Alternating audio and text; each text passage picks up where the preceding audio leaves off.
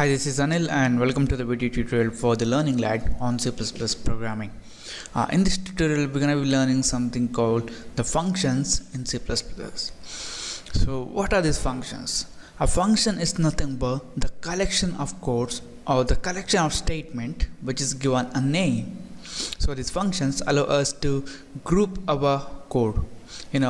Let's say you want to perform 10 tasks in your program, and at that time what you guys can do is you guys can divide your program into 10 different functions, and each function is doing specific task, and then you guys can combine your program. So if you do like this, then it's very easy to manage your program and also easy to track the bugs. In our program we have already used a function, so you guys can see here int main. This is the function we have used. So this main is the starting point of the execution in a C++ program. So whatever the function we're going to write in our program, apart from this main, it will be called from this main function. So here, to define a function, first we need to write something called the return type of a function. So here in this main example we have written int, which means that our main function is going to return an integer value, which we have done here using the return statement. And depending on the type of data your function is returning, you guys need to specify that. If your function is returning integer data, you need to specify int. If it is returning floating point data, you need to specify float. And if it is a character, then it should be char.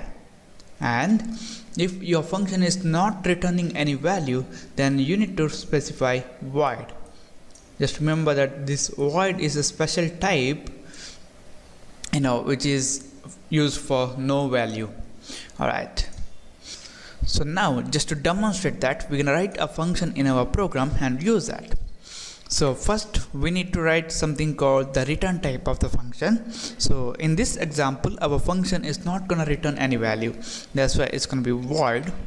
Then the function name. So we can't use this main here because we have already used this main function here, and let's call it as display, and then pair of parentheses, and between these parentheses we're gonna write the parameters that are gonna taken by this display function. So in this example we're not gonna take any parameters, but in the next tutorials we're gonna be learning that. Alright, next a pair of curly braces, and between these curly braces we're gonna write the statements of this function or the actions that we want to perform in this display function. So here, just for the demonstration purpose, we're gonna print out welcome to functions, and let's add an end line. Alright, now we have a function called display. So whatever we have written between these curly braces is called as function body, and here this display function is defined before this main function. And if you want to use this display function in your main function, we need to do something called function call. And another thing is, if you define a function in your program and if you don't call it, then the statements inside that function will not be executed. To demonstrate that, I'm not going to call this function, I'm just going to save this and run this. So you guys can see here we got nothing. I'm going to close it. And now we're going to call this display function. To call a function, first we need to write the function name display here, and then the pair of parentheses. And if this function is taking any parameters, then we need to pass that here, specify that here. In this case no parameters, and then add a semicolon. That's it. Save it, build and run. Now you guys can see welcome to functions. I can call this display function as many times I want. For example, I'm going to copy this and paste it 2 more times and save it and build and run this. Now, so you guys can see here welcome to functions 3 times. And the next thing that I want you guys to teach is something about function prototyping. So here this display function appears or return in this source code. Before calling this display function here, we have defined or written the display function. What happens when this display function is written or defined after its call?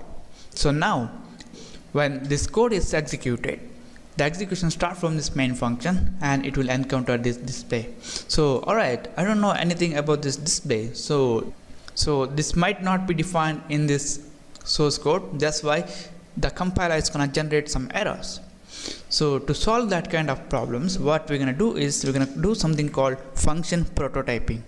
This function prototyping is nothing but declaring the function, not the function body, just the function prototype, or what is the function name, what is the return value, and what are the parameters taken by this function before calling that function in any other functions. So here, before this main function, we're gonna do function prototyping. To do that, first we need to specify the return type, which is void, then the function name, display, and any parameters, no parameters, then add a semicolon. That's it.